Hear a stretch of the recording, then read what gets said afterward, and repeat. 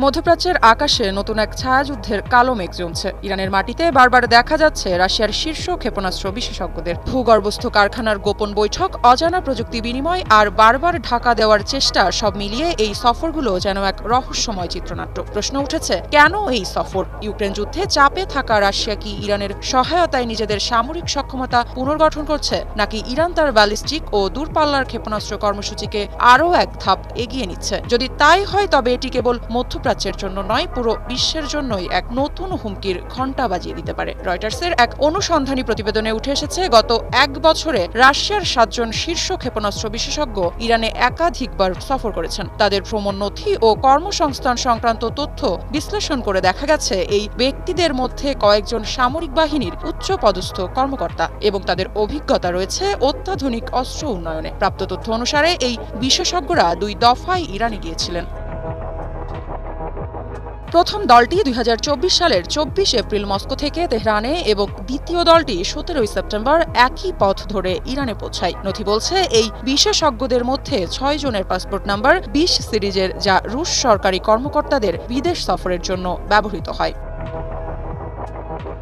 এদিকে কাদের নিয়ে সন্দেহ, কি তাদের দক্ষতা? রুশ এই বিশেষজ্ঞদের সম্পর্কে পাওয়া তথ্য অনুযায়ী 2 জন বিমান প্রতিরক্ষা ক্ষেপণাস্ত্র ব্যবস্থার বিশেষজ্ঞ, 3 জন রকেট এবং ভারী আর্টিলারি প্রযুক্তির অভিজ্ঞ প্রকৌশলী, 1 জন উন্নত অস্ত্র উন্নয়ন বিশেষজ্ঞ, অন্য 1 জন ক্ষেপণাস্ত্র পরীক্ষামূলক স্থাপনার সাথে যুক্ত ছিলেন। যদিও রয়টার্স তাদের প্রত্যেকের সাথে যোগাযোগের চেষ্টা করেছে। কেউ সফরের কথা অস্বীকার করেছেন, কেউ ফোন কেটে দিয়েছেন, কেউ আবার কোনো মন্তব্য করতে চাননি।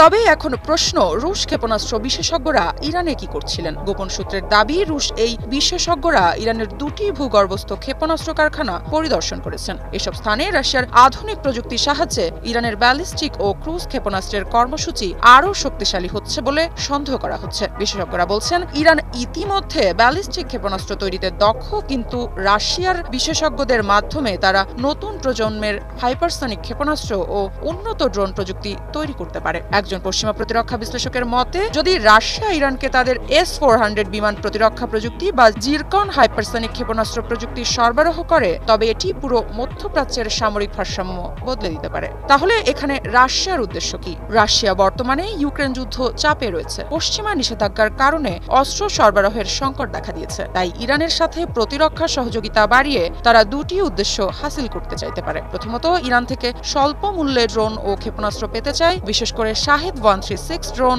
যা ইউক্রেন যুদ্ধে ব্যাপকভাবে ব্যবহৃত হচ্ছে। দ্বিতীয়ত, ইরানের গবেষণা ও উৎপাদন সক্ষমতাকে ব্যবহার করে নিজেদের অস্ত্র সরবরাহের ঘাটতি পূরণ করতে চায়।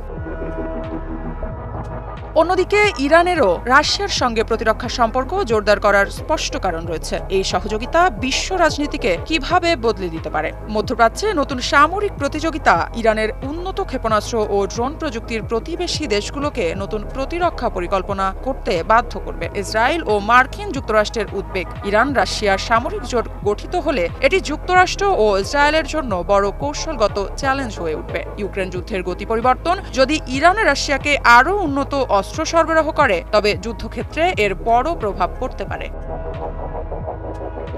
এই সফরগুলো নিছক কৌশলগত সহযোগিতা নাকি ভবিষ্যতের কোনো বড় পরিকল্পনার অংশ, তা এখনও নিশ্চিতভাবে বলা সম্ভব নয়। তবে একটি বিষয় স্পষ্ট, রাশিয়া ও ইরান প্রতিরক্ষা ক্ষেত্রে নতুন মাত্রায় পৌঁছেছে, যা বৈশ্বিক নিরাপত্তার জন্য একটি নতুন উদ্বেগ তৈরি হয়েছে। বিশ্ব কি আরেকটি নতুন অস্ত্র প্রতিযোগিতার দিকে এগোচ্ছে? এর উত্তর সময়ই বলে দেবে।